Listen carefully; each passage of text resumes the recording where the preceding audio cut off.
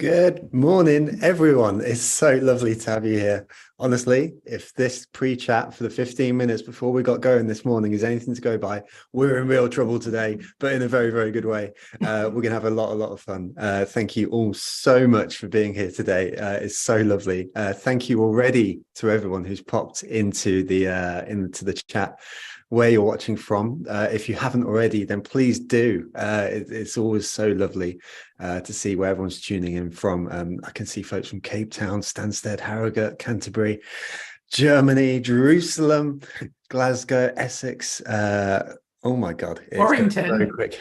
Warrington. Like, we go from the ridiculous to the sublime in the best way possible. It's so lovely to have you here today. Thank you all so much for taking the time. I've got one big ask really, which is for today, please do keep that chat feature going. It makes the world of difference. It makes this conversation, which I think is going to be quite lively anyway, feel just like so much better, so much more live, like we're doing it together rather than broadcasting to you.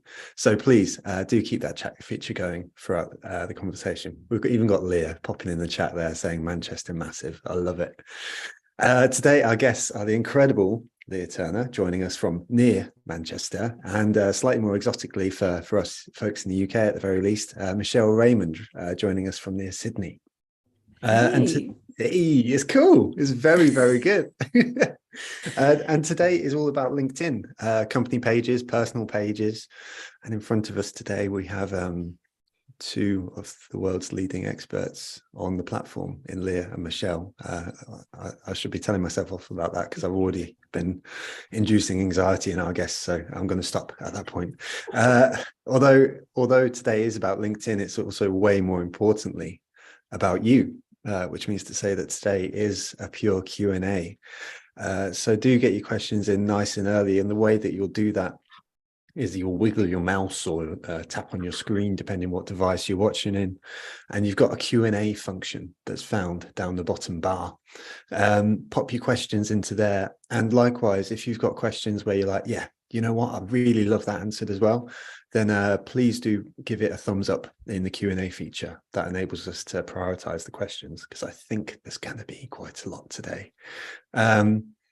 That's funny that people's LinkedIn is down. Ironically, that's funny. We've broken the internet. Yeah. One quick ask on the Q&A feature as well, because today is both about personal pages and company pages. If you've got a question that is very, very specifically about a personal page or a company page, could you just put at the beginning personal : question or company : question, so we're able to see which expert to direct things to. Finally, before we get going, I just want to say a big thank you to our sponsors. So this week, our featured sponsor is Cambridge Marketing College. Now, I was recording the introduction to the Marketing Meetup podcast last week, and I reflected that Brand Recruitment have been sponsors of the Marketing Meetup for 7 years, and so have Cambridge Marketing College, which is crazy. 7 years for a sponsor. Anyway, Cambridge Marketing College are the fantastic place to go if you want your marketing qualifications. There's a bunch of people in the community who've already taken their CIM or their apprenticeships through the Cambridge Marketing College, and they're well worthy of taking the time to check out. Not only are they lovely, but they're very, very competent. They do the thing that they do very well. I also want to say a big thank you to Storyblock, Impression, Redgate Software, and Brand Recruitment. You'll get a follow-up email to today's email, which lists all of our sponsors and the people behind them. If you could say thank you to those people, it would make the world of difference, because really they're great humans who have chosen to support the Marketing Meetup community. That's the sponsor bit. And with all that said, now we've got Colette saying big up Cambridge Marketing College, they're awesome, which is lovely. So let's get into the questions, and today is just an interview, so it's nice and easy. So Michelle, I'm going to come to you first because you're radiating the good vibes. You came on 15 minutes ago and I was just like, I like Michelle a lot. She's wicked. So first things first, what do you hope to achieve when you interact with LinkedIn? Well, why do you go there? Yeah. World domination, just like everybody else, isn't it? Yeah, look, for me, that's always been my goal. If anyone that's worked with me will know that. But to kind of rewind, why am I on there?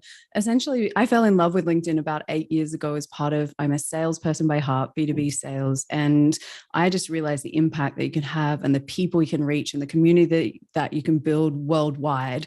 So I'm absolutely obsessed with sharing my knowledge now with other B2B businesses to teach them how to use LinkedIn without spamming other people and, help them grow their business. Because the way I see it, the more people that grow their business, more people get employed, and that's, gives people choices. And that's a world I want to live in. So that's why I'm here. So I appreciate the opportunity to speak to all of your marketers. It's been positively fabulous. So thanks, Joe. Blimey, what a wonderful, wholesome answer. That's so nice, Michelle. So nice. We know Leah's here for the cheese, right? What about the cheese? Always. Let's take it to Leah. I mean, so reflecting on why you post on LinkedIn today, why do you head to the platform?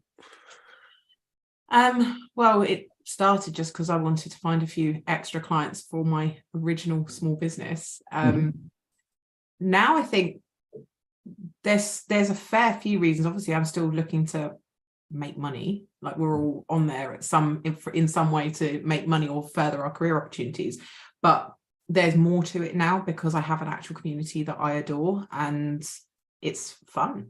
Like, I genuinely enjoy interacting with people, making friends and creating an impact, which I'm very lucky that the brand that I've grown and the sort of visibility that I now have, I'm able to use it to make far more impact than just making myself money.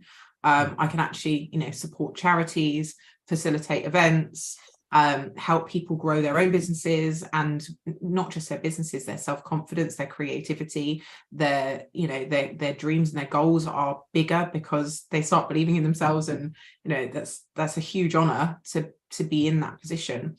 But I wouldn't be on LinkedIn if I wasn't finding it fun. So I think the fun is at the heart of it, is that I enjoy that my creativity is appreciated and it can make people smile. Honestly, you do a great job, and watching the journey from the outside in. Outside, I don't know even what I'm saying there, but watching the journey from the outside, like, you can definitely sort of see how you've grown and that journey's taken you. And I think I certainly look at it with, not that you need my validation, but like with pride, that like you're doing well. It's nice. It's really nice. And with that spirit, I mean, like, you started the answer there with like, I wanted to start finding folks to interact with my small business. So how long was it in that beginning stage for you to start getting any kind of traction on LinkedIn? It was, so right at the very start, I was just posting, like, someone scrolled back to my first post recently and shared it with me, and it had like 8 likes from my old colleagues, and it was just like a typical corporate-ish, like talking about what I do and what I offer, just pitching myself basically, which is so cringe to look back on. And I got no interaction then, and it wasn't until I started getting involved in the comments first. And realizing that actually because I used to be like, I'd leave like a sassy funny comment in someone's comment section. I'd be like, I'm going to be in trouble for this, like, should I really say this? And then I saw, like, I braved it and got a few good interactions, and that's when I started going, hold on, I probably can be funny here. And I remember tentatively posting a silly meme once and was like, oh, probably shouldn't put this on LinkedIn, and I really was panicking. And then it blew up, and I think it was like 25,000 views, which now obviously isn't a huge amount but at the time, with a very small amount of followers, like, it's still in the hundreds. I was like, oh my God, that did really well. And that was the kind of point where I went, okay, hold on, I can be funny here.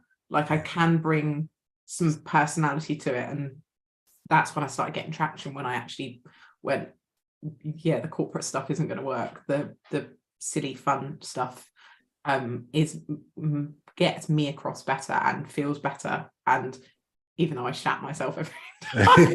Every time I was trying to be funny, I was like, I'm going to get in trouble. They're going to kick me off. But no, it worked. So yeah, it's developed since then. That's so lovely though. And the fact that you're able to pinpoint it to a single moment and sort of say, oh, that was, that meme was the moment where it all changed. And just to point out there, because I think you made two really wonderful sort of actionable things right off the bat there, which is the first of all that you sort of spoke about commenting as a way to pop in and sort of start your journey. And then the second was about that authenticity, sorry, I used the A word, the authenticity bit, but also, being yourself and pushing the boat out a little bit. Those are all sort of actionable things that folks can take straight away. We've got Chloe in the comments who says it's great that you just went for it. And I got with clients, like that's the thing. Before I even started posting the fun stuff, because I had my profile sorted and a good headline, I was still getting clients even though I wasn't getting traction on my posts, because I was commenting in places of people that I knew needed my services.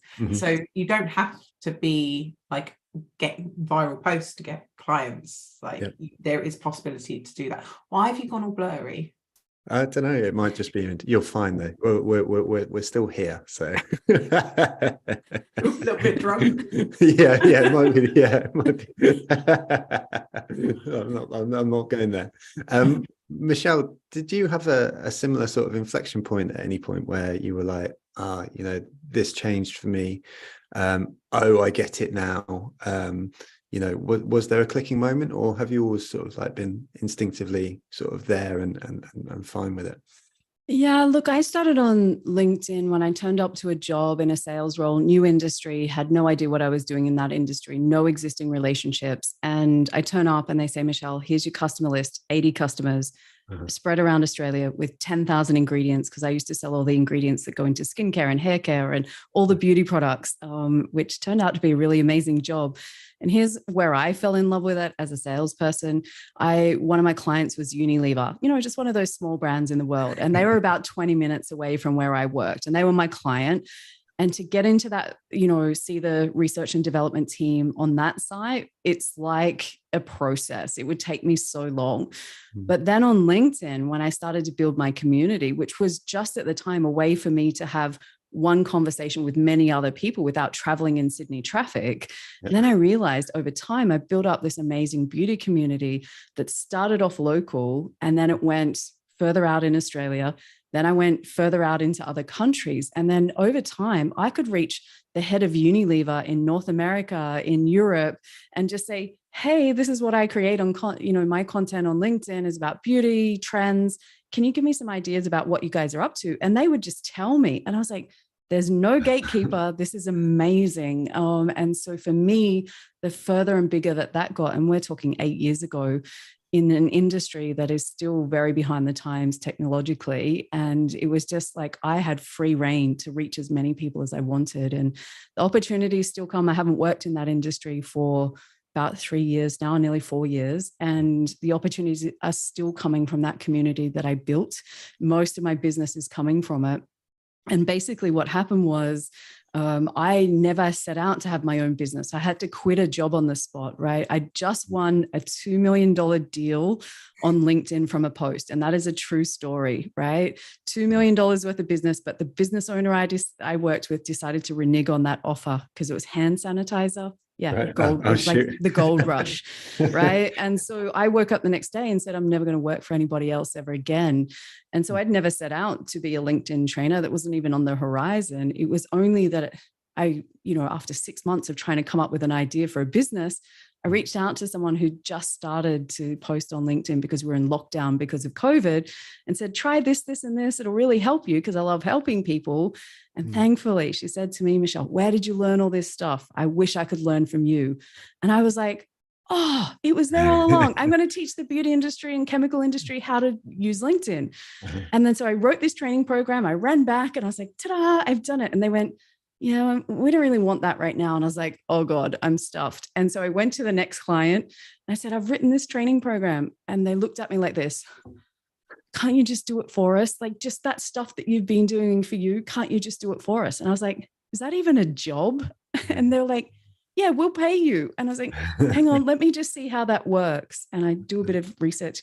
Oh, I can be a company page admin, and that's not against the terms and conditions of LinkedIn. So, ta-da, I'm now into company pages. And, fast forward 3 years and here we are now. So, yeah, that's how there was a couple of moments, but they're some of the key ones. Nice. That's amazing. And like, I'd love that you both use the word community, because that's interesting, right? Because of course the terminology that LinkedIn use when someone connects with you is either connection or follower, right? And neither of you have said, oh, I've grown to X followers or whatever it may be. So that speaks to a mindset to me as much as anything else. Michelle, like, how do you think about community in the first instance on LinkedIn, and how do you nurture that, if that's the right word, acknowledging that's probably a bit cack-handed as a word? No, I think it's the perfect word. As a salesperson, a social seller, teaching marketers how to use LinkedIn specifically, it is about the nurturing. It is about the relationships. It's, too many people think it's the content or the algorithm. Like, I don't think anybody has any idea how many times Lea refers business in the DMs that nobody will ever see. Like, nobody knows to the extent that she does that kind of stuff. And I do something very similar. We approach LinkedIn from a space of, I think what goes around comes around is what my nan told me. And that's the only way I can describe it. And the more that you give out, the more it comes back. And LinkedIn's a really lonely place if you try and do it by yourself. So the more that you start to collaborate and have, these connections all around the world, and sometimes they're competitors, sometimes they're from random kind of places, other countries, like there's just no limit. And for me, once I built my community, it was really hard because I had 5,000 followers in my beauty community. And then I had to park that and say, sorry, I'm not talking about beauty anymore. I am now a LinkedIn trainer. And I had to go through another rebuild, which was like that, really shook me for a bit, because it went really quiet. It went from, everything was rocking to quiet. And I think that was good, because I had to relearn how to build again. And to anyone out there, if you think it's going slow, just it builds up momentum over time, and patience is the best lesson that I can give when it comes to building community. But once you build it, it's just so amazing and uplifting.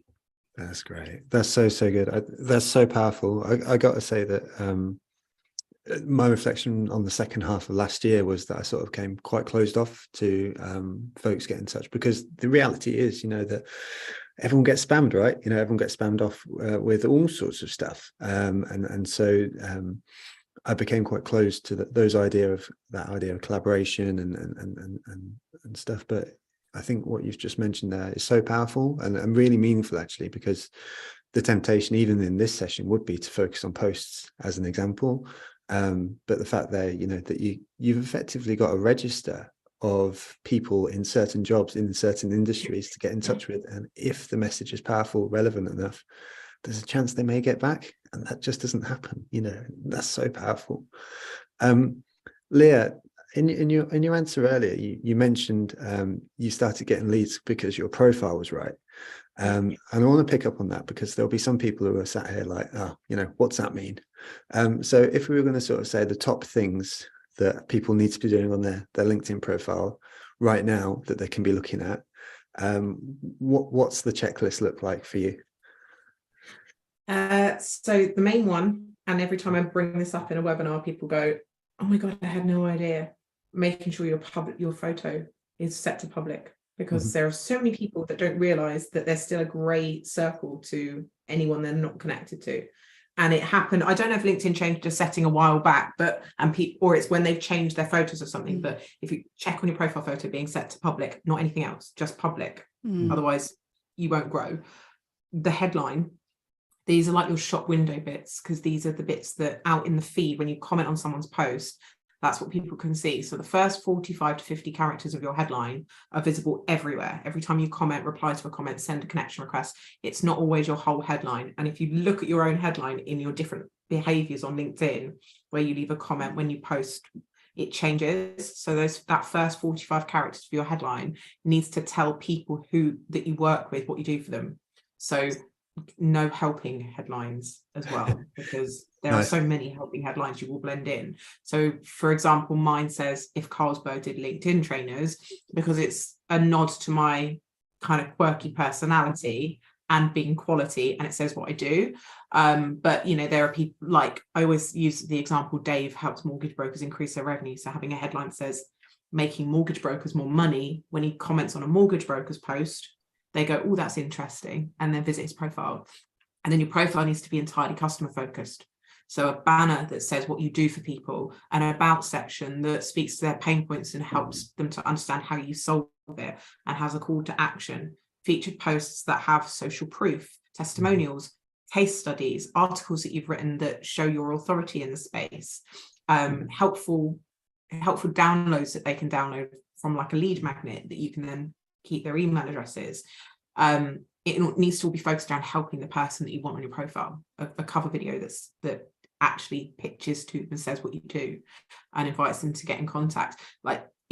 So many people make the mistake of having their profile all about who they are and what they've got and the skills that they've got. And it's like, no, I want to know what you do for me, not what qualifications that you've got. There's a section for that, but your about section should be about what you do for me, because at the core, we're all self-interested when we go to these things and we want to know what's in it for us. Absolutely. And that's really interesting. I mean, like that little tip there of like removing the helping, like that's really, really useful. Do you, I can't remember your headline from top of my head. So do you still have LinkedIn coach in the language? No, so I don't. SEO. Yeah, so I don't have coach because people kept mistaking coach for like, I'm a coach that is on LinkedIn, not I train people how to use LinkedIn.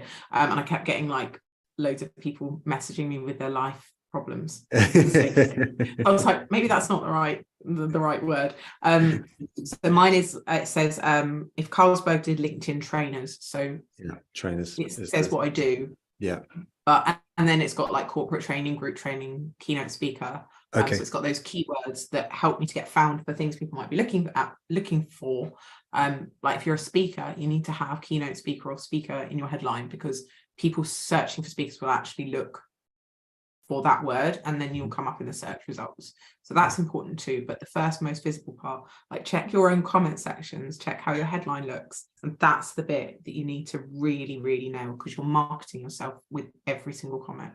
That's bang on. And we've got Helen in the chat here saying, just made my photo visible for everyone. A brilliant tip. There's always one. Yeah, it's so annoying because when you upgrade your profile photo, it automatically goes to only visible for secondary degree connections now, which is, most people go, well, whatever, just okay, and off you go. And you don't realize, like Lea said, like, and we've got so many little grey faces around the place. So hopefully we'll see some more smiling ones. It's got me so many clients when I've pointed that out to people, and they've gone, oh my God, I really do need a LinkedIn trainer. That's great. That's a cold email that you pay attention to, right? A screenshot of your face with just it being grayed out. You absolutely would. And exactly to the point of all of this, like to Michelle's story, people will respond if it's useful.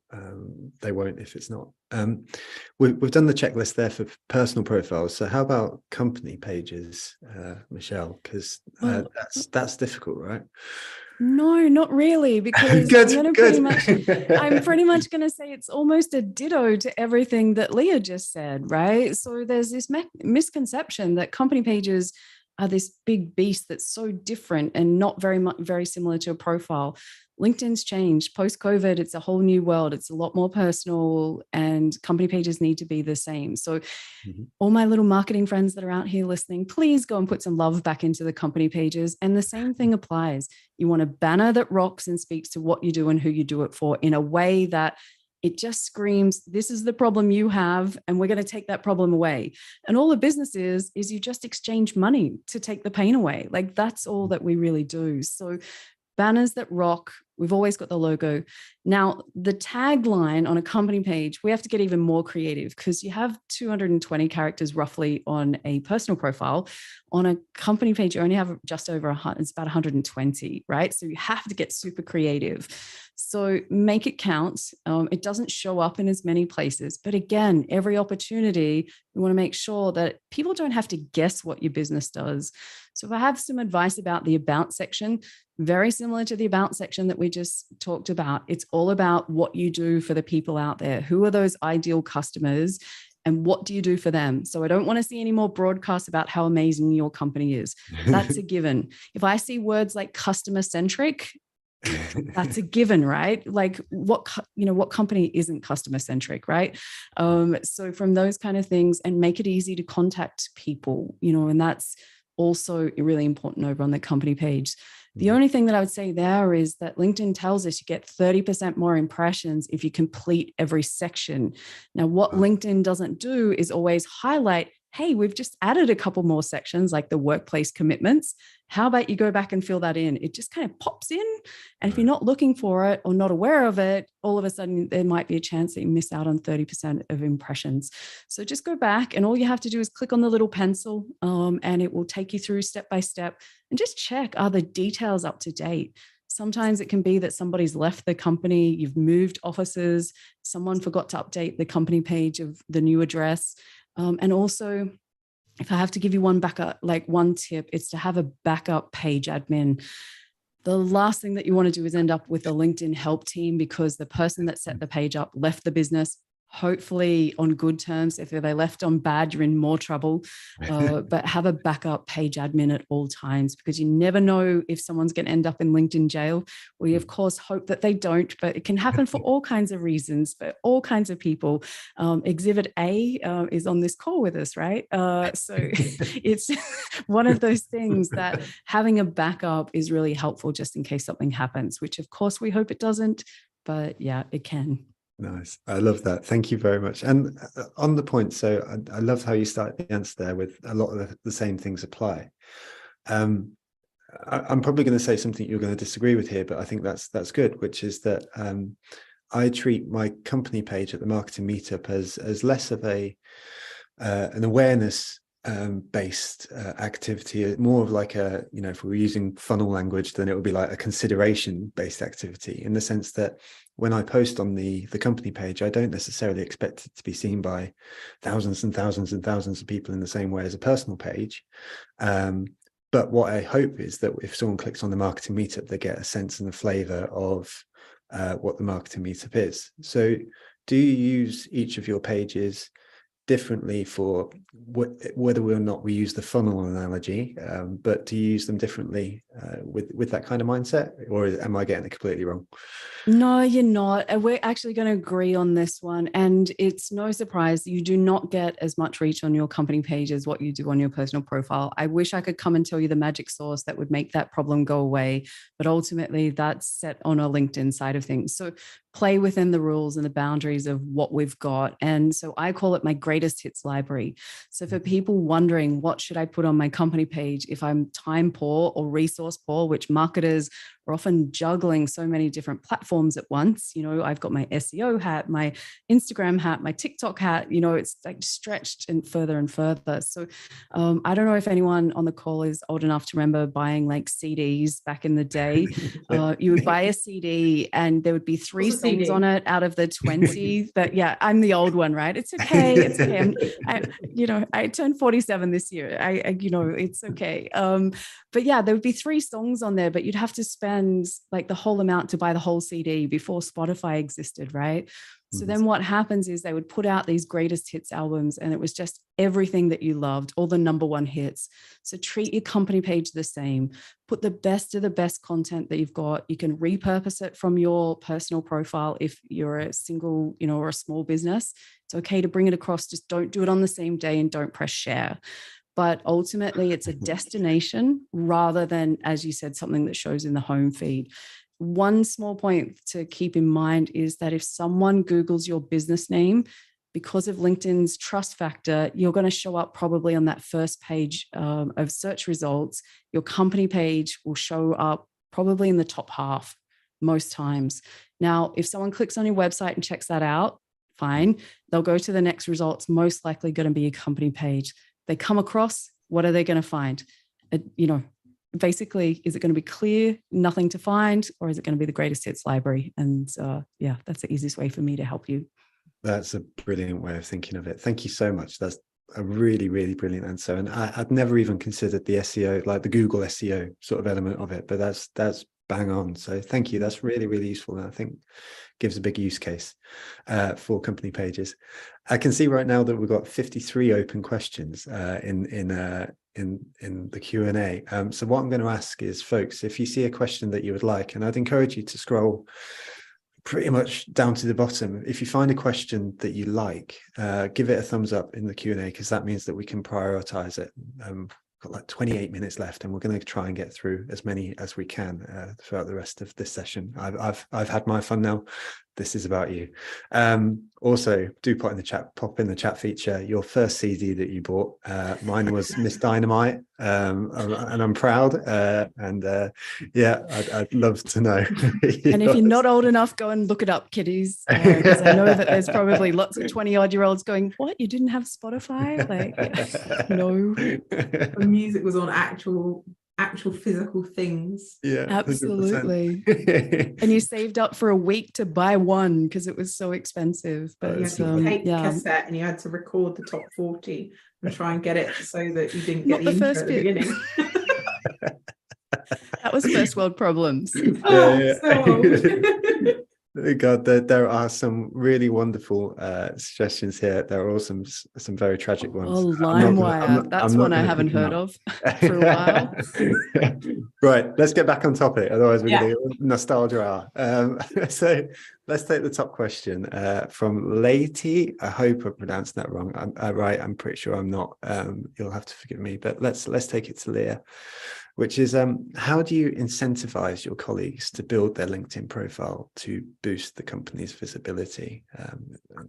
I think, I mean, it's a tricky one. You're going to have to accept that there are some people that it's just not going to, like, there are certain age demographics that I find when I'm training teams, and it does tend to be the older generation that are like the remember life before the internet, that are less social media enthusiastic, that tend to be harder to convince, but it's selling it with the benefits to them. So rather than just talk about how it will benefit the company, you need to talk about it being an insurance policy for their future career, because having a network and access to other professionals within their field, within other professions, within the recruitment industry, wherever it is, they've then got a group of people that want to see them be okay and succeed and are interested in them and have a connection with them. So if they were to suddenly lose their job tomorrow, they'd be able to, like I've seen so many times, post on LinkedIn and boom, got a job.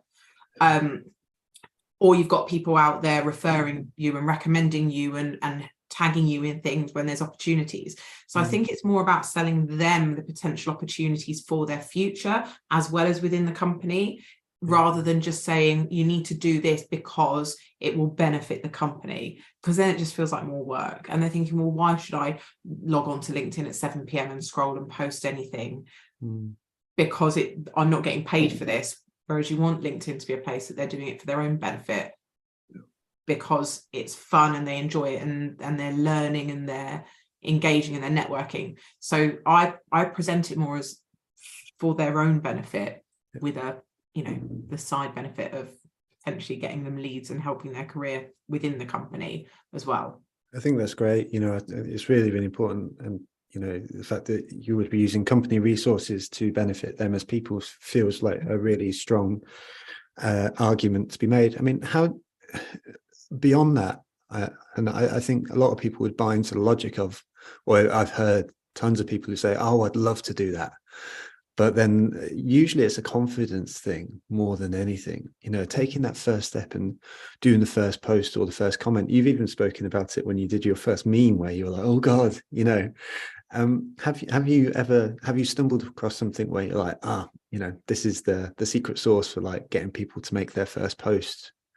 When it comes to employees, I think the biggest boundary that, because I work a lot with corporates and bigger groups of staff now, the biggest barrier that a lot of them have is not knowing where the boundaries are professionally.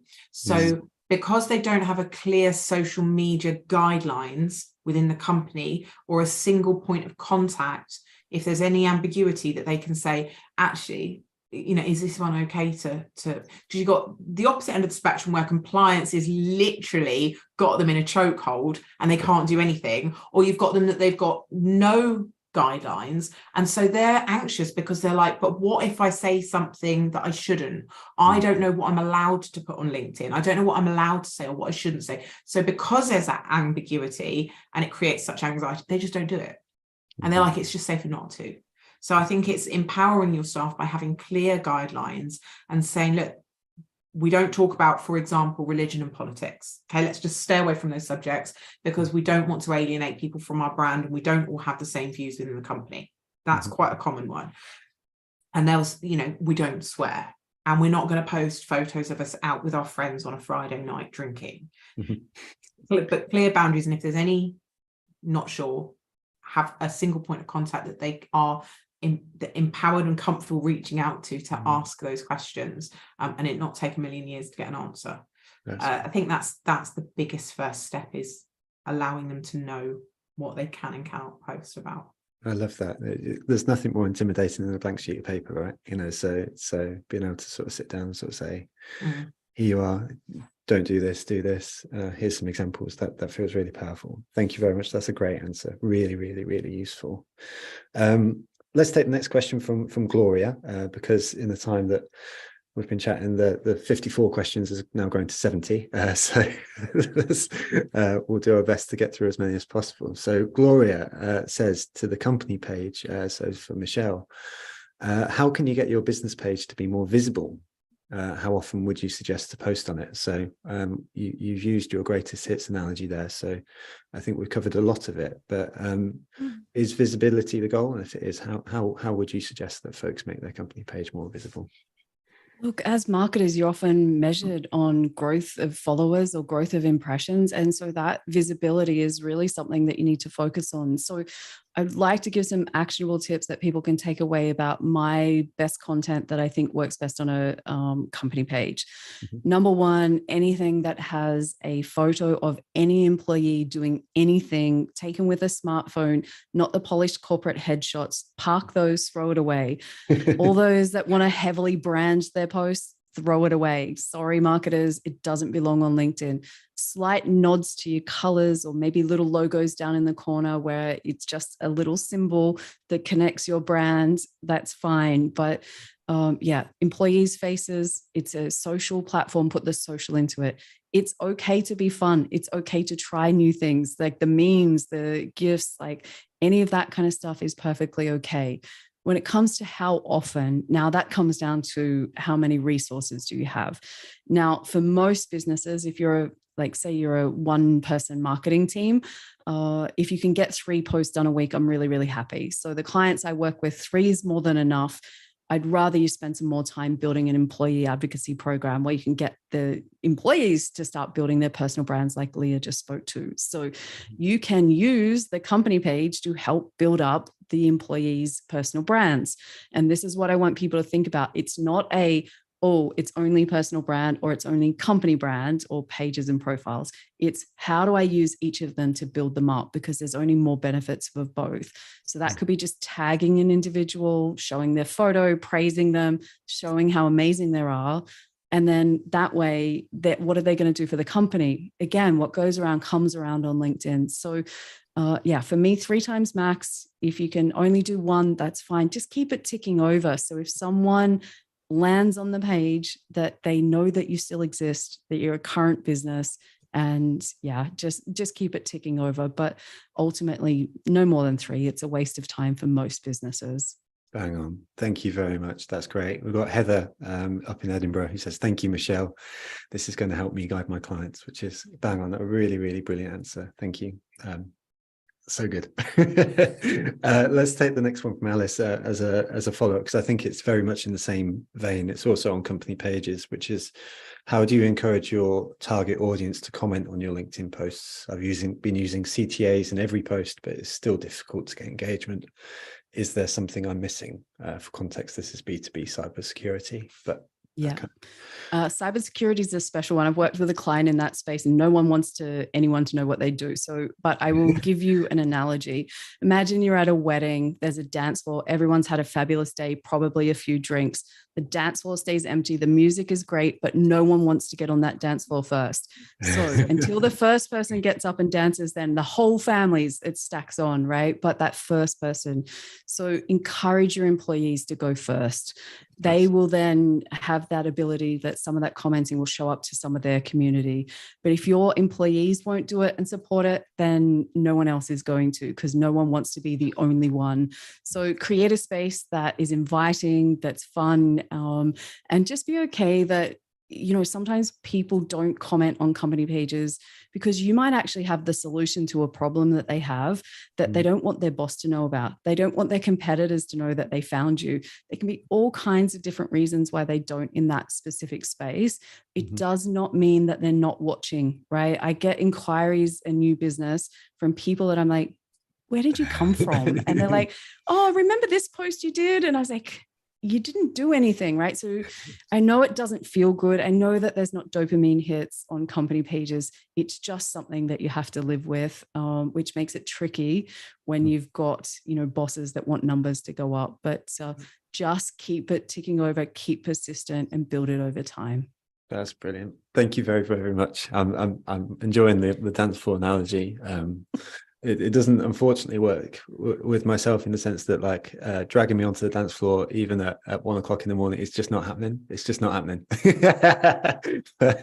I love that dance there, Michelle. It's wonderful. You're the one we all drag on there, right? Yeah, so yeah. You're the last person that comes on. After a few tequilas, you can't get me off the dance floor. I love it. I love it so much. Right, Lea, a nice easy one for you, I think. I think I've seen you write about this before, actually. Is it true that it's more optimal to hashtag within the copy, within the body of the copy of your LinkedIn post, or at the bottom? Is there even a difference? At the 3 bottom. to 5 hashtags at the bottom. Do not put it in the body of the text. It's predominantly for accessibility. I personally have ADHD, and I find hashtags in text, I will just scroll past. I won't read them. It makes it look chaotic and difficult to read. It's not friendly for screen readers, for people who are visually impaired. So your hashtags should always be camel cased, which means you start each word with a capital letter for screen readers and placed at the bottom away from the body of the text. That's perfect. That's great. That's bang on. That's all that needs to be said. That's brilliant. And Wendy in the chat goes, that's good to know, Lea, thanks. And we've got Francesca who's saying amen. We've got Heather saying yes, Lea. Joe, wow, we are hashtags. So and in fact, Nicole has given a great example in the chat there, saying camel case is great, and showing you how to camel case. So that's fab.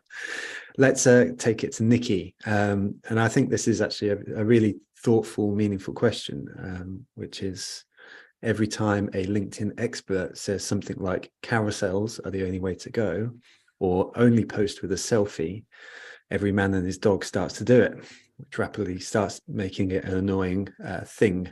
See also polls. God, remember when everyone was doing polls? That was horrible. How can we avoid just becoming part of the crowd and bandwagon jumpers? Maybe if we start with you, Lea, but I think, Michelle, I'd love to take it to you too. Do what you want to do. You need to do what works, but what works is not posting a selfie with every single post. And this unpopular opinion, but if you're relying on selfies for engagement, it's probably because your copy sucks, and people will get lazy with their copy, because, like, if I put a selfie out every single day, I'd be riding high on thousands of likes every single day, but I'm getting attention from people just because it's a selfie and they think I look nice, and it's not my ideal clients. Even if you're posting a selfie, you need it to come with text that's worth reading. Otherwise, people are just clicking like because they like your face. That's not getting you the right attention from people that want to work with you, just getting you attention from people who like your face. So I avoid jumping on bandwagons in general by just doing a bit of everything.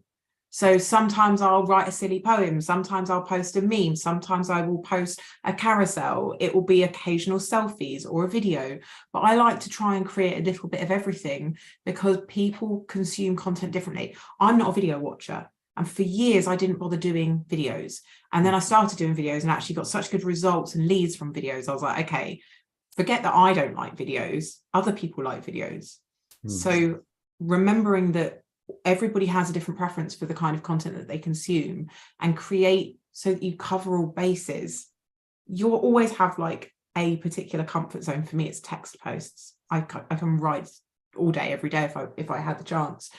For me, it's more long-winded to create videos or carousels, but I know I need to do all of them. And especially now that LinkedIn's activity section on your profile has changed, and you can look at content, whether it's an image, a text post, a newsletter, a document, so it all appears differently. So I think it's even more important now to try to create a range of different subjects. Forget what everybody else is doing and do what is right for the content of the post you want to create.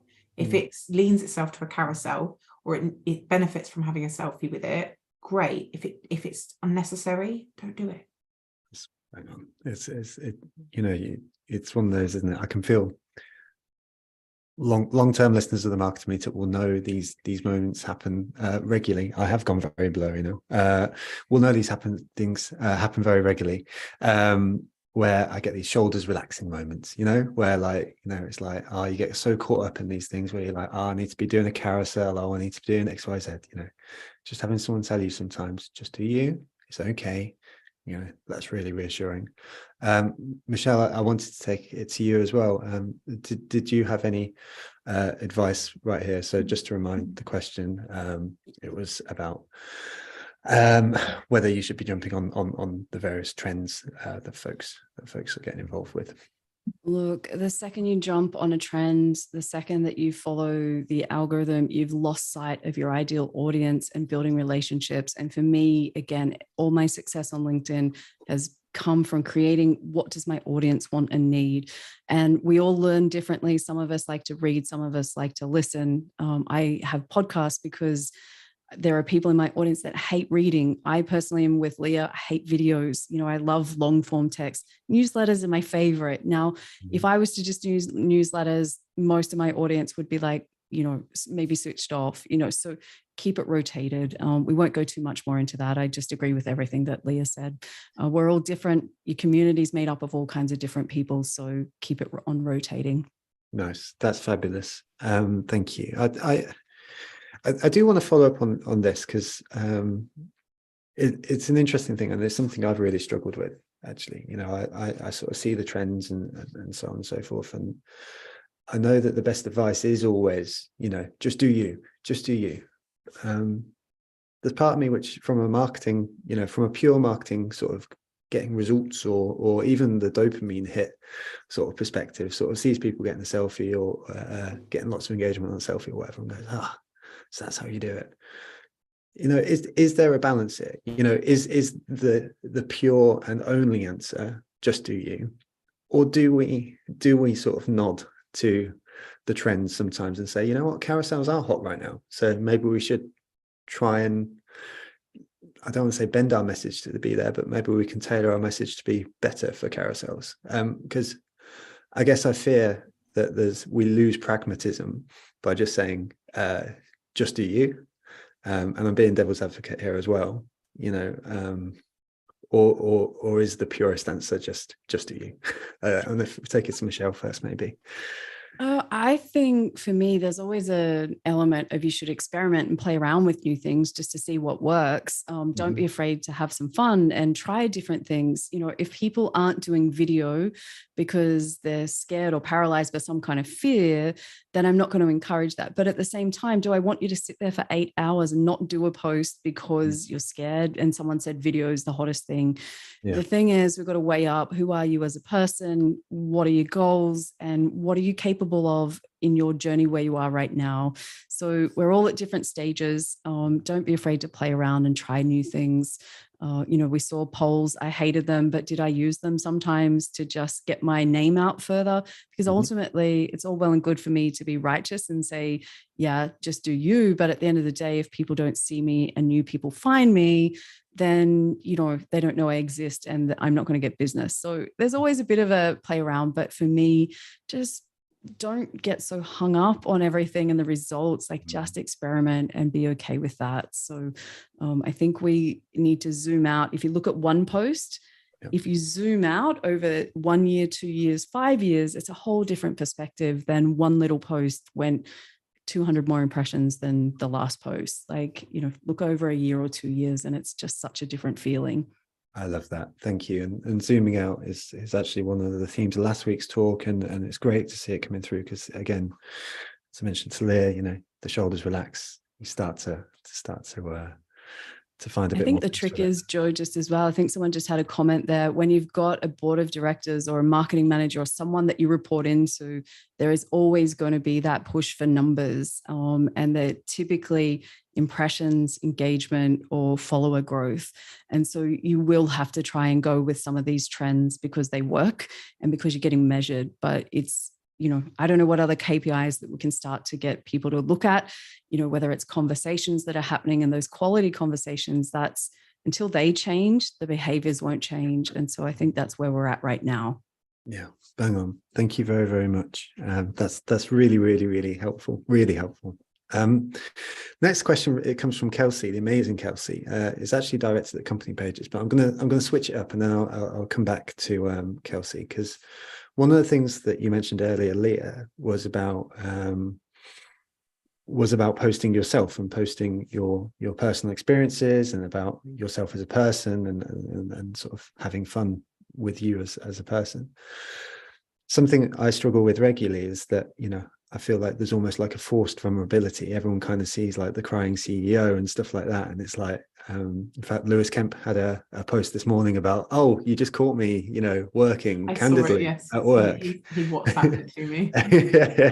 And I wanted to ask you, how do you walk the line between being vulnerable and open and all that on LinkedIn without falling into those cliches? Do you worry about that sort of stuff, or do you not worry about the cliches so much? And again, do you just fall back on being you? How do you think about that? I do give thought of it to it because, there is a real pressure. I think people they hear the word personal brand and they think I need to share my personal life. Yeah. And that's not the case, because actually, when was the last time you saw me post about my romantic relationships? I don't talk about those. You don't hear me talk about my family beyond my son. I don't talk about my friends beyond the people that I engage with on LinkedIn. There's a very, very clear divide for me as to what I am willing to share and what I'm not. I have crossed the line occasionally, and sort of veered into a place that I wasn't necessarily comfortable with, thinking, because I know some good can come from it. But I think when you first start on LinkedIn, it's mostly about just sharing what you know that you're comfortable with, but that line can change the more you get a tribe of people that you trust and engage with regularly. What you're willing to share and what you want to share can sometimes evolve, and you become a little bit more open to a little bit more vulnerability, but there's no need to do it. I think it's just finding where you need to consider your own safety, obviously, because it's the internet. So I never share pictures of like my home, and I never share my exact location, and I don't talk about where my son goes to school or anything like that. I think that's important for your own being comfortable. But I think you just need to think about which parts of me are marketable and relatable, and am I comfortable talking about those things, and do other people benefit from me sharing those things? And I think that's the core of it, is if I share that I'm a successful person who is a single parent, I'm empowering other single mums. And if I talk about my imposter syndrome and how it sometimes nearly stops me, but I overcome it, it helps other people to overcome it. So you're thinking about what the goal is of sharing it and what other people can gain from it, and am I going to be comfortable making myself uncomfortable to help people? If that's a yes, cool, share it. But I think it's drawing that line between, is it needed by other people, and am I comfortable giving them that? And if not, maybe don't share it. It's not necessarily just posting a picture of yourself crying and talking about how bad your mental health isn't actually going to help anybody else, unless you're encouraging those people to help, like giving them support and suggestions and tips, and rather than, you know, just like life's shit and I hate everything and a sobbing photo, because actually all you're doing is making other people feel really bad. And I'm not saying you shouldn't open up about those things, but there are appropriate avenues to take to open up about those things. And actually posting it on the internet is probably going to cause more anxiety with the amount of messages and things like that. So I always think about the benefit of other people receiving the piece of content that I'm sharing, and is that worth my sacrifice to talk about it, if that's, you know, if I am having to make a sacrifice to talk about it. Absolutely. Thank you. That's a really, really thoughtful answer. And I appreciate, you know, that I don't think personally, you know, I'm hearing you sort of say that. I don't think I've ever given any thought onto what are my lines, you know, what are the things that I don't speak about. You know, I think broadly speaking, I don't show my daughter's face as an example, but I will speak about my daughter, you know, but that's really useful. So thank you very much. That's a really great answer, and very, very much appreciated. I want to, quite a lot of the questions now are starting to get close to territory where we've explored so far. So I'm going to skip ahead to one further down, because we've got a few minutes left and I want to make sure that we make this both wide and useful. So it's about a business page question. It comes from Justine. Justine asks, I work for a company that would like me to get our followers up to 2,500 by the end of the year. I started this job in lockdown and we had about 400 followers. We're now about 1,600, but we don't have any money to advertise on LinkedIn. So how else could I go about growing my following besides getting internal colleagues to ask their followers to join the company page? And I guess I want to throw that up as a growth question, but then also, Michelle, like, is that, without meaning to question Justine's motivations, you know, is followers the thing that we should be targeting here, or should we be thinking about something else? Look, ultimately, if you're employed by someone else and that's the goal that you've been given, we have to play to that, right? And I've worked with clients where they just wanted to have more than their competitors in the space. That was the only goal, to have the biggest. No matter how much I said, look, is it's quality over quantity? That didn't matter, because someone at the end of the day is getting paid to meet that goal. So let's just say that that's where we're headed.